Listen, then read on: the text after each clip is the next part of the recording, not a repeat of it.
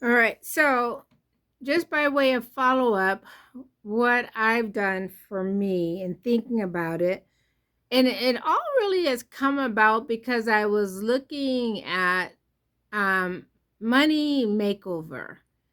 And, we focus a lot of times on paying off our bills, not having a credit card balance or anything like that. But for those of us who don't have millions in the bank, we do need to have a plan as far as what we're going to have set aside and where it's going to be.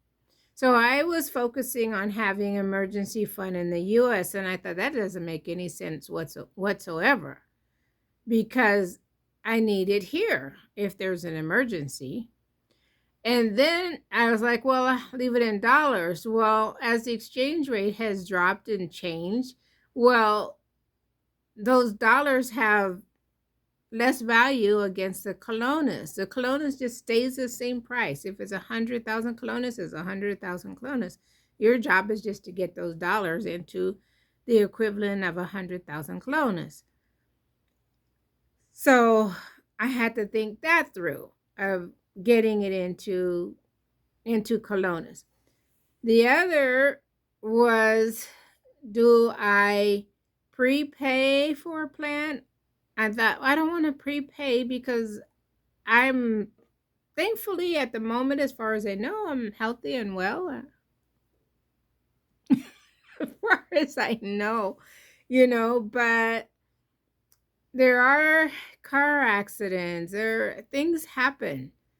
And so instead of having people completely caught off guard or completely um everything's, I'm grateful for my friends and the community that I have, but I think part of my responsibility of living here is to also take care of my affairs, and to know that as long as my family doesn't live here, then I need to make sure things are relatively organized. So if you move down and you have gotten rid of a lot of things, that's good, because that's the first step.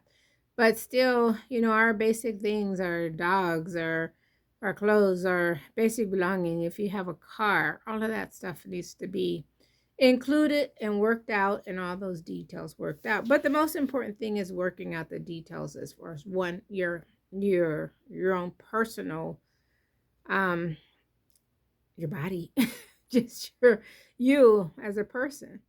So I did check with my health insurance. I have an international health insurance that I have, so that I have the option of going to the States. So in speaking with them, they said that the insurance covers repatriation to my country of residence, which is Costa Rica, and they would pay for the cremation and return the ashes here if that would be the desire. That would have to be coordinated. So that would take out whatever the money that is that's in the account that I set up here, which is basically a money market account, I guess it is. And so I told the person who will be responsible for accessing those funds, I said, well, if something happens to me outside, you get to have that, because he's the beneficiary. So you could just see him going, aha. I said, don't even think about it. No, but you have to think of all the different scenarios, unfortunately, because we know life is unexpected. That's the one thing that we can be sure of, that life is unexpected. So I just thought, let me just take care of that, make sure I have my emergency fund set up, something that can be accessed in the States as necessary. But then also emergency fund here in Colones that can cover funeral expenses, cremation. And then leave somebody who can be the responsible person, work with the lawyer to make the document that can be presented to a funeral home that gives that person permission to do authorize the cremation and pick up the body. So, and having been here long enough, unfortunately, I have had friends who were foreigners who have passed away. One, they didn't have any kids, and another didn't have close relationship with their family. And so it became like a real strain for the friends. You're having to figure out sell things and everybody contribute a little bit and try to find a family member who could authorize the um, actual cremation, because that by is law, that not just anybody can do it, and an autopsy. And then me calling around finding the different funeral places, the prices varied, and all I would need is directo. So directo means just a cremation. I don't need them to set out bread and flowers or anything like that. I would leave that to my local community to do that and perform the religious services, and you know here without them having to do that. So that is worked out.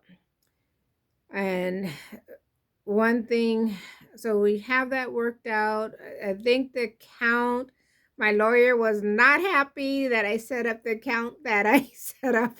She's like, why did you do that? And I was like, well, it was already set up when I told you. I just went to the bank and this is what they suggested, was something that could just be accessible with that document, and I can add to it as inflation dictated or prices went up. Or if for some reason I had to move, it's not in a 5-year money market account, or excuse me, 5-year CD or something, or not having, being able to see it or touch it or whatever. It's like something that hopefully it's an investment account. I have to trust the bank. Unfortunately, there's a lot of things that go on that I don't always understand. There was an interesting article in the paper today about the resilience of the 15 financial institutions here in Costa Rica. And the bank I use is right in there, one of the top as far as resilience and the safety factors that they all have built in to protect against an absolute collapse and a financial ruin. So that was good to read, and there's always things swirling around and accusations of this, that, and the other thing. I don't know. Those things, when they're talking about things that potentially happened, well, I don't even pay much attention to it because I can't figure it out anyway. But I don't do that even in English. you know it's like, this is a fraud, maybe it is, maybe it's not, I don't know. So, and this is something very clear, but I have to just trust, as I was told by the fund manager, that, well, basically the worst case scenario is the Costa Rica economy collapses and all the banks collapse and the government collapse. That basically would be the scenario for losing the fund, which then everybody be throwing the money in the street. So I guess I'll be right in there, and at that point, maybe I won't even have to worry about it, right? So the idea is just to have something in place, be responsible, and that's the idea. Is be responsible, give yourself peace of mind. That's why we have wills. We have a will for our property and our belongings. We have maintenance plans for our car and a schedule of maintenance for the car. And maybe even you go to the doctor. But this detail is unfortunately a necessary detail that has to be worked out. I am so tired. I just feel like, and they were just like, I mean, they're looking at me because I had to have witnesses for these documents. And yeah, I'm like crazy. So we worked on a couple of different things today. I already had the account set up. I worked on the cremation authorization, so I signed that.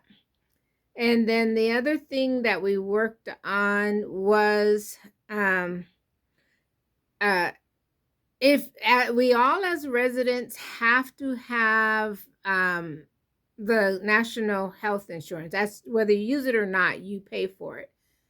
So the law is if you have a medical advanced medical directive, you can have your own, but your wishes as you have that you filled out and you maybe carry around in your wallet, your wishes also need to be recorded in the National Archive and then put in the health system, EDUS is called, and so that if you were in an accident or something happened and your directive isn't there and no one really knows where you are, and they at least maybe find your ID to figure out who you are, right?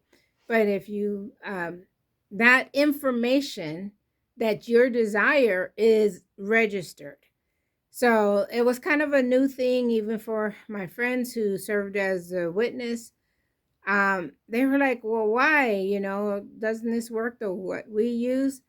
And it's like, yeah, it works what we use, but this is actually making it transparent where the information can be found. And then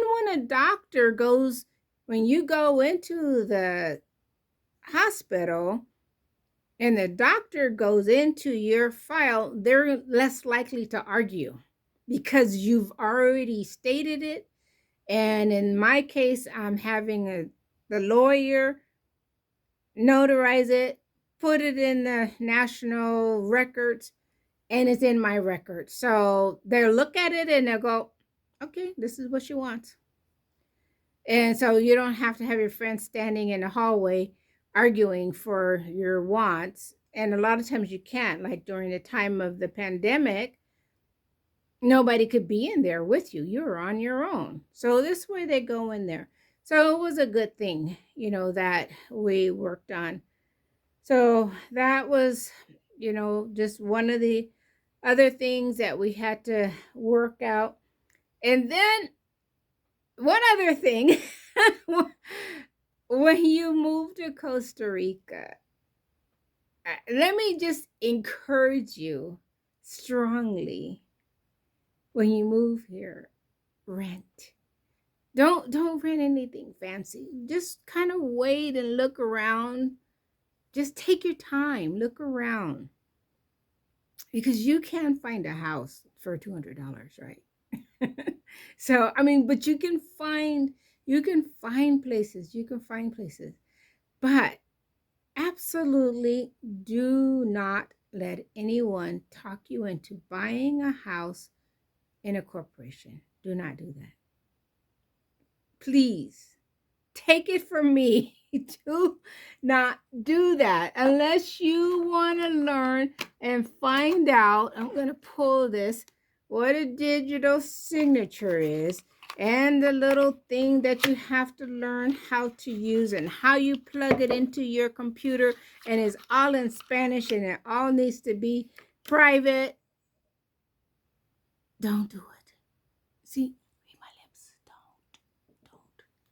Don't do it. So you don't need your house in a corporation. Let me tell you, unless you want to spend your life figuring out new things that they change by the moment. So my lawyer, she was like ready to knock me in the head today because she sent a notice last year that my email address needs to be registered with the Registro Nacional. And I was like, oh yeah, it's done.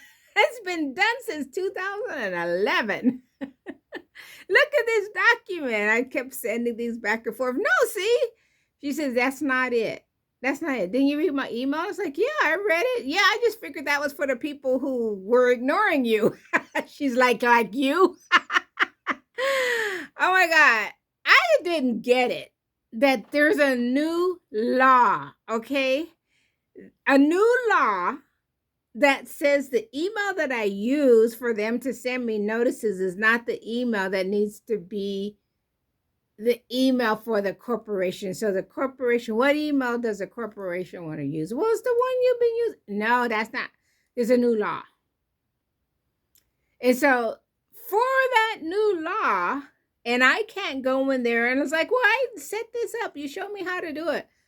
I can't. No, it's a process. She kept saying it's a process, right? It's a process.